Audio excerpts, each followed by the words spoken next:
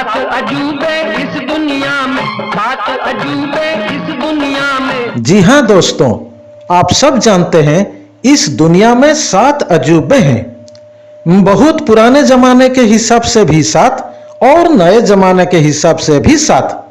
इसी तरह हमारी जो फिल्मी दुनिया है, बॉलीवुड महाजगत, यहां भी 7 अजूबे हैं।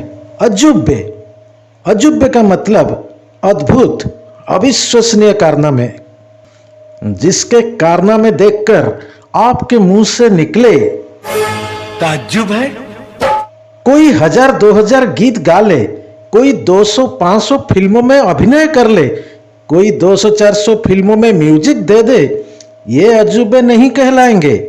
अजूबे वो कहलाएंगे जो विपरीत परिस्थितियों से गुजरकर ऐसे कारनामे दिखाएं जिसे कर पाना दूसरों के लिए शायद करना मुश्किल ही नहीं, नामुमकिन है। आइए सबसे पहले बात करते हैं ऐसे ही एक महान अजूबा कलाकार के बारे में, जिनके बारे में आप सब भली भांति परिचित हैं। वो हैं हम सबका चहेता।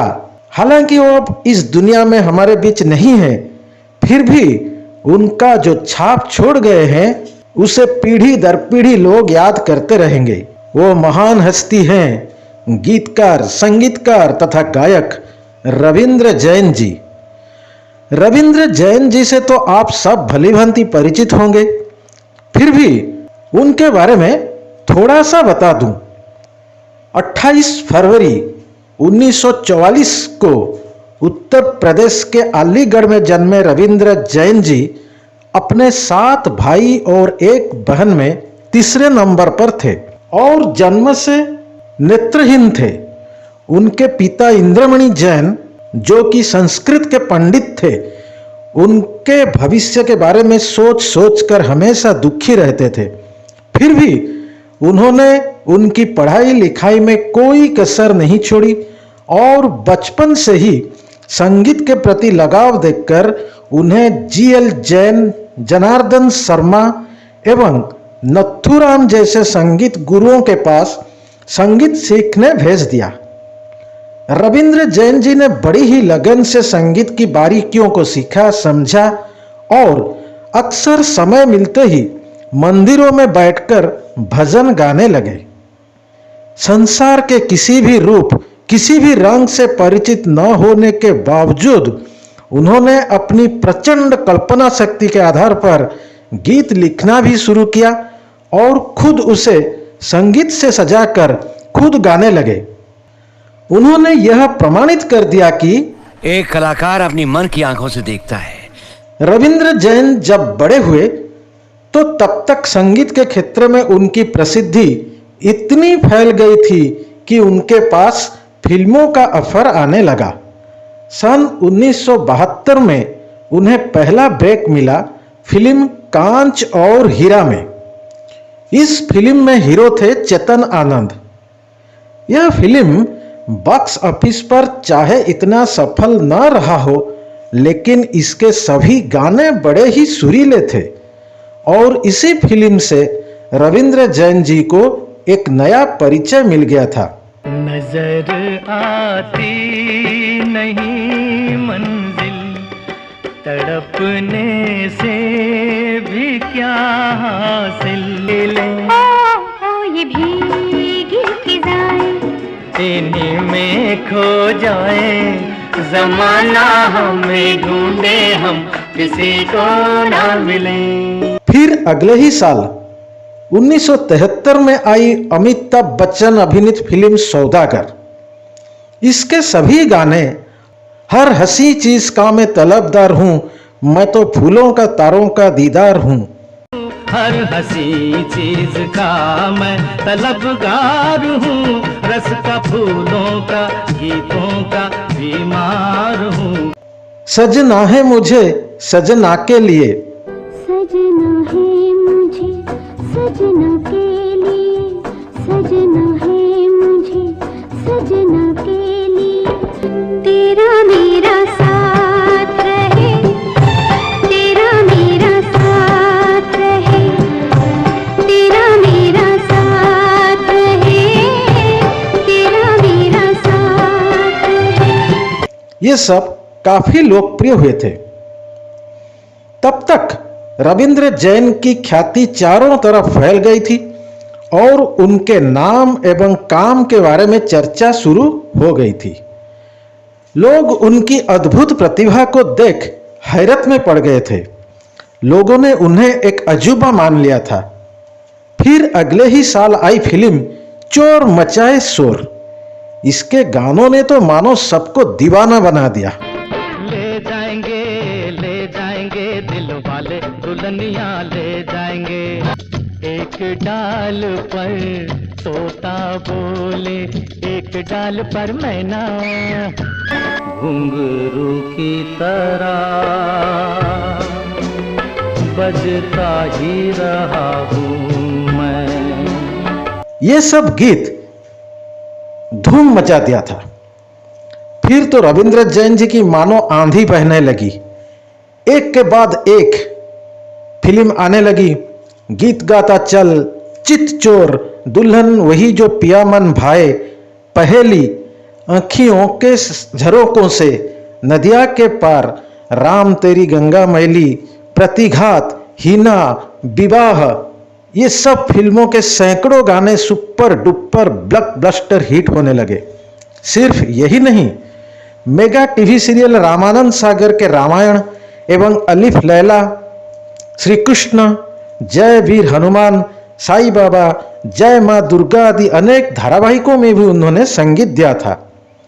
फिल्म राम तेरी गंगा मैली के गानों के लिए उन्हें 1985 में फिल्म फेयर अवार्ड मिला था और 2015 में पद्मश्री से उन्हें नवाजा गया था। उनके लिए कर्म ही धर्म था। वो हमेशा कहा करते थे, बिना आंख के भी ऐसा कर्म करो कि आंख वालों की आंखें चौंधिया जाए। जब वह सौदागर फिल्म के गीतों के रिकॉर्डिंग सेट पर थे, तभी खबर आई कि उनके पिताजी का निधन हो गया है। सुनकर उन्हें बहुत बड़ा सदमा तो पहुंचा, लेकिन वे तब तक घर नहीं गए जब तक कि रिकॉर्डिंग खत्म ना हो जाए। ऐसे गजब की व्यक्तित्व थे रविंद्र जैन जी। बॉलीवुड महाजगत का वह नंबर 1 अजूबा हमेशा बना रहेंगे। दूसरा अजूबा है सुधा चंद्रन जी। 27 सितंबर 1965 को जन्मी सुधा चंद्रन एक अभिनेत्री के साथ साथ भरतनाट्यम की नर्तकी भी थी। सन 1981 में जब वह महज 16 साल की थी, तब एक दिन अपने माता पिता के साथ मद्रास से मुंबई आते समय रास्ते में तमिलनाडु के तिरुचिरापल्ली के पास एक भयंकर सड़क हादसे का शिकार हो गई और अपना दाहिना पांव हमेशा हमेशा के लिए खो दिया। तब उन्हें लगा था कि उनका जीवन वहीं खत्म हो गया, लेकिन फिर उन्होंने हिम्मत बटोरी और राजस्थान के जयपुर जाकर वहां एक नकली पैर लगाया और धीरे धीरे फिर से डांस प्रैक्टिस करने लगी। शुरू में उन्हें असह्य पीड़ा होने लगी और उन्हें लगा था कि डांस करना अब शायद नामुमकिन है, लेकिन उन्होंने फिर से हिम्मत से काम लिया और इस भयंकर दर्द को हजम करते हुए प्रैक्टिस चालू रखा। लगभग 2 साल के बाद जब वह नकली पांव में डांस करने स्टेज पर उतरी, तो दर्शकों ने दांतों तले उंगली दबा दी। सबके मुंह से निकला, क्या यह संभव है? अपनी दृढ़ इच्छा शक्ति से असंभव को संभव कर दिखाने वाली सुधा चंद्रन लोगों की नजरों में एक अजूबा बन गई थी। उनकी जीवनी को लेकर पहले तेलुगु फिर हिंदी में फिल्म बनी नाचे मयूरी। तेलुगु में बनी थी मयूरी, हिंदी में नाचे मयूरी, जिसमें वो खुद मुख्य भूमिका में थी। फिर उन्होंने कई हिंदी एवं तेलुगु फिल्मों में काम किया, जिसमें थानेदार, कुर्बान, जान पहचान, निश्चय, इंतहा प्यार की, 16 और शबनम, तहलका, रघुवीर, अंजाम, बाली उमर को सलाम, हम आपके दिल में रहते हैं, शादी करके फंस गया यार, मालामाल वीकली, ये सब प्रमुख फिल्में हैं। साथ ही कई टीवी सीरियल जैसे रिश्ते, साहिल, चश्मे बद्दूर, शकलका बुम बुम, कहीं किसी रोज, क्योंकि सास भी कभी बहू थी, तुम्हारी दिशा, 16 सिंगार, नागिन, बेकाबू आदि में भी वो अपनी अदाकारी का जलवा बिखेर चुकी है। सन 1985 में उन्हें मयूरी फिल्म के लिए नेशनल अवार्ड भी मिला था। सच में वो एक अजूबा कलाकार ही हैं।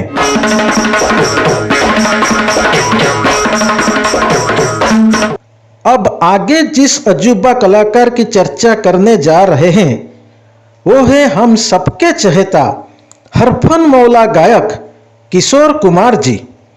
आप पूछ सकते हैं, भाई मोहम्मद रफ़ी, मुकेश, लता मंगेशकर जैसे महान गायक गायिकाओं के होते हुए किशोर कुमार कैसे अजूबा बन गए? जी हाँ, वे सभी गायक गायिकाएं निश्चित रूप से महान कलाकारों की श्रेणी में आते हैं, लेकिन किशोर कुमार एक अजूबा है।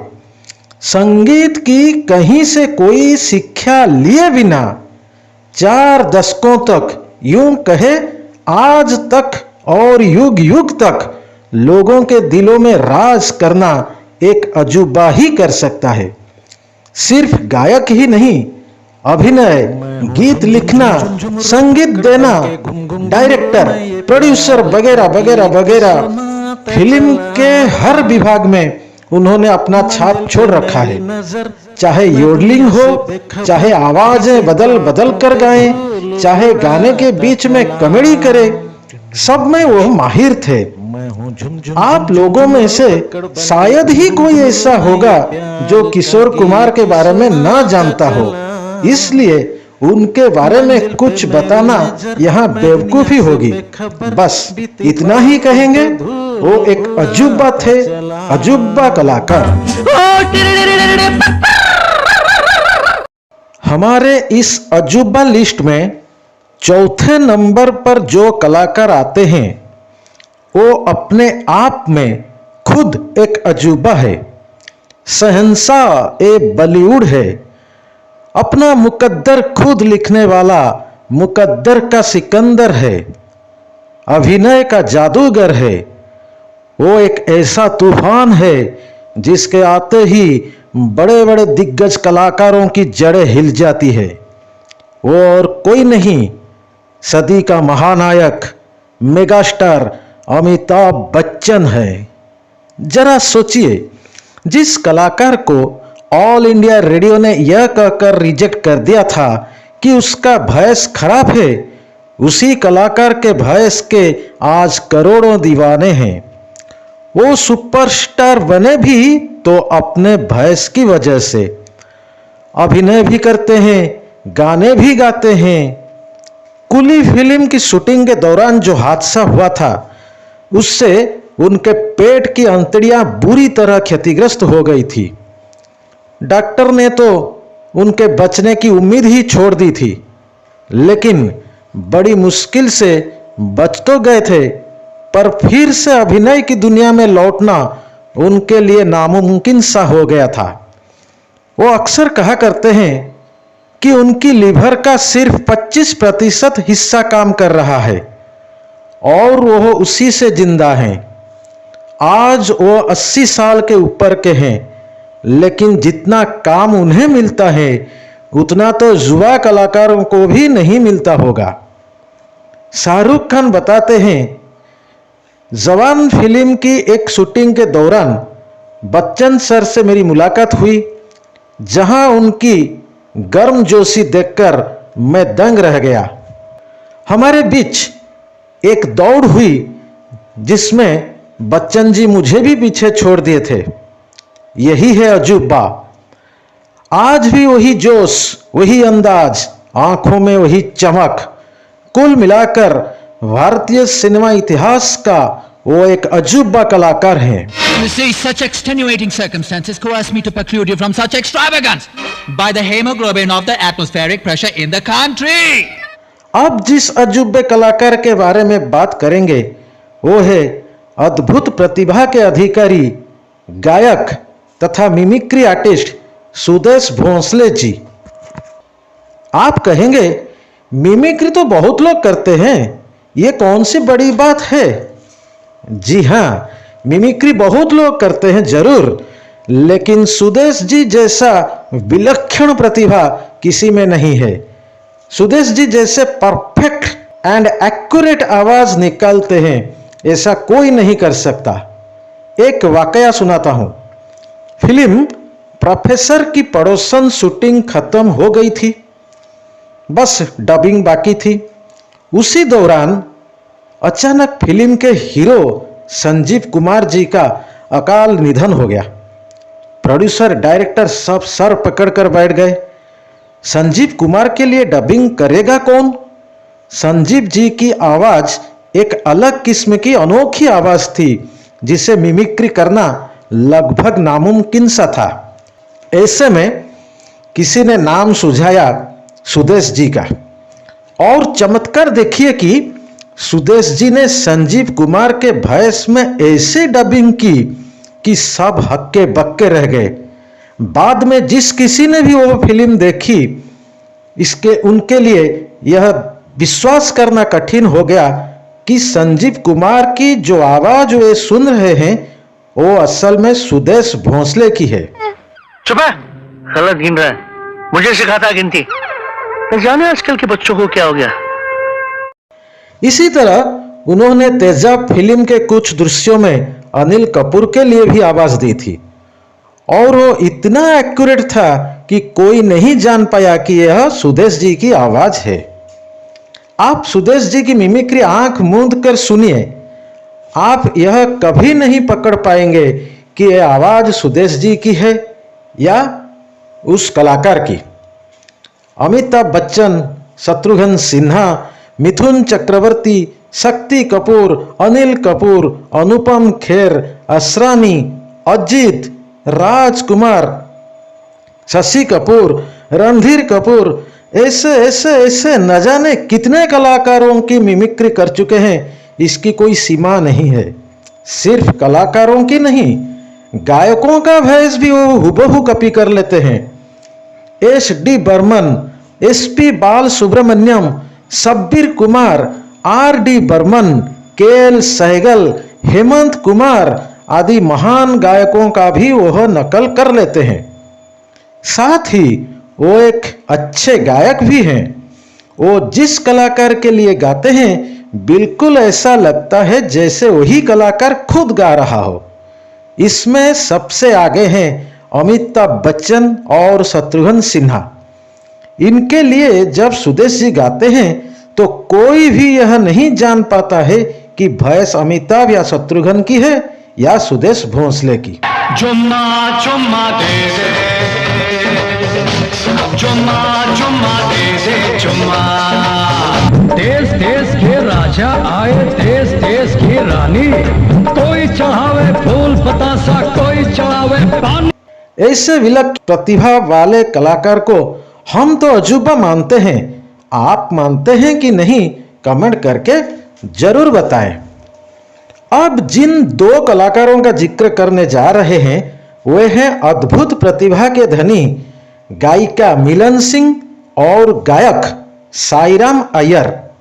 मिलन सिंह एक महिला है और महिला की आवाज में गाते तो हैं, साथ ही पुरुष की आवाज में भी इस खूबसूरती से गाते हैं कि कोई जान नहीं पाता है कि यह पुरुष है या महिला। आज की रात मेरे दिल की सलामी ले ले, दिल की सलामी ले ले। और इसके विपरीत साईराम अय्यर पुरुष होकर भी पुरुष एवं महिला दोनों आवाज में इस तरह गाते हैं कि कोई यह कल्पना तक नहीं कर पाता है कि यह महिला नहीं पुरुष है। मैं तुम्हें चाहती हूँ सनम। ये दोनों ही कला की दुनिया में किसी अजूबे से कम नहीं। तो दोस्तों, ये थे हमारी फिल्म जगत के 7 अजूबे। अगर आप भी किसी अजूबे कलाकार के बारे में जानते हैं तो कमेंट करके जरूर बताएं। वीडियो अच्छी लगी हो तो लाइक और सब्सक्राइब करें। आज के लिए इतना ही, फिर मिलेंगे एक नए वीडियो के साथ। तब तक के लिए नमस्कार।